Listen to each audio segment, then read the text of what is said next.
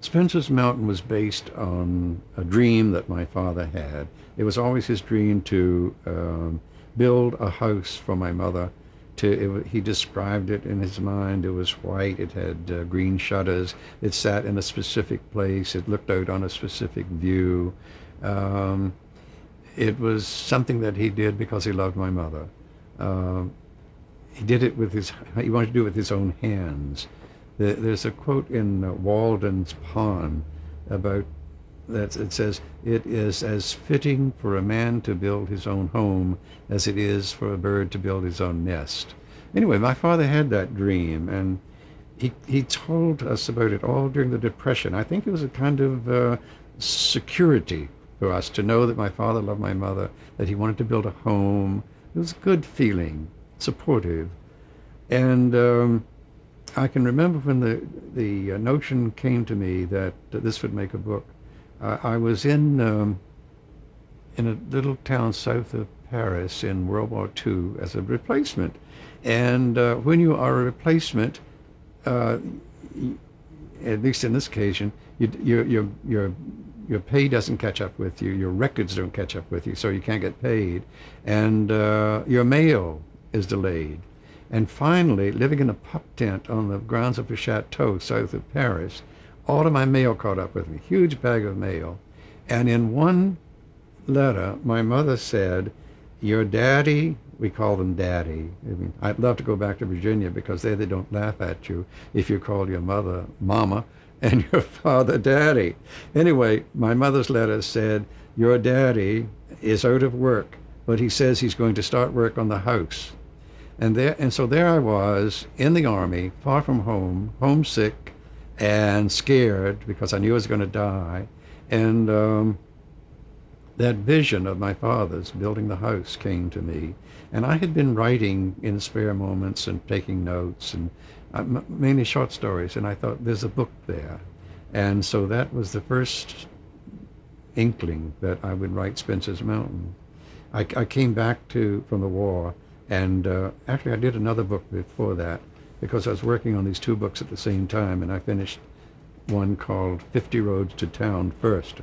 Anyway, when I finally finished Spencer's Mountain and it was published, it became a bestseller, and it was sold to Warner Brothers as a film, and it got wonderful reviews. One of the reviewers, I think Orville Prescott in the New York Times, said would be ordinarily I like to punch holes in this type of entertainment, but it would be like kicking a cocker spaniel to criticize this book poorly. But it had a nice endorsement by Harper Lee, who wrote the wonderful To Kill a Mockingbird.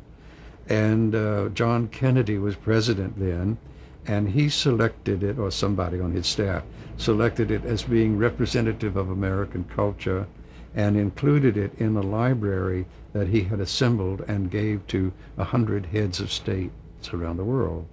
And I know after that my wife and I were in London, and I turned to her and I said, as we passed Buckingham Palace, "I wonder if she's read it yet." I wouldn't be surprised if she hadn't. She looks like a nice old queen. And so the book, we had moved here by the time the film was being made, and the condition that I sell the book to Warner Brothers was that the director named Delmar Daves, was to write the script.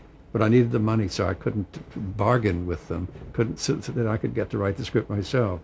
So I did ask for some kind of script approval, and they sent me the script. And I was pretty appalled by some of the things that had happened to my book. No book writer is ever happy with what his film becomes, but there were passages. I think Mr. Days must have had a sort of leering kind of, he's dead now so I can talk about him, but I think he leered. His idea of sex was to leer a bit and to make allusions that were totally uncalled for. Like at one point the father says to the mother, and these were based on my own mother and father, upstanding Baptists, in the script it said, "Reminds me of the time you and I used to sneak off into the bushes."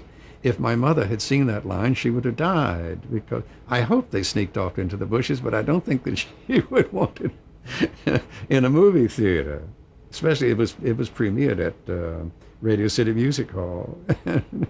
And there were other gross passages. One of them stayed in, where the young girl and the young boy are sitting together on a swing. They're adolescents, and she says to him, she's a little bit too over the top.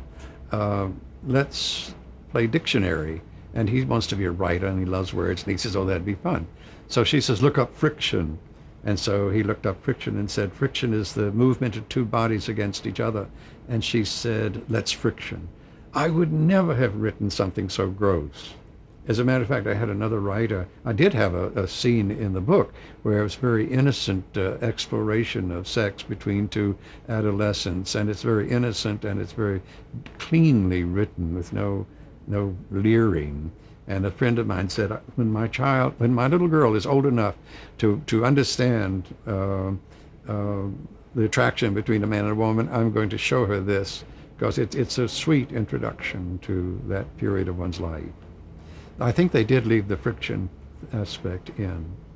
Anyway, it's still seen on the Late Show.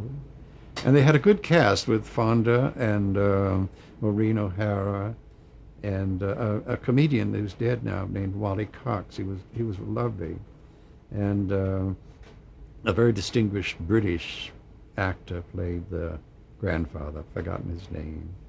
They decided, again, as Hollywood will do, rather than going back to my country, the Blue Ridge, they shot it in the Grand Tetons, which were beautiful, but they're the most magnificent mountains in this country, and we're totally wrong for the story, because in the story, one of the family owns a mountain, and when you're on one peak in the Grand Tetons, you're a Rockefeller.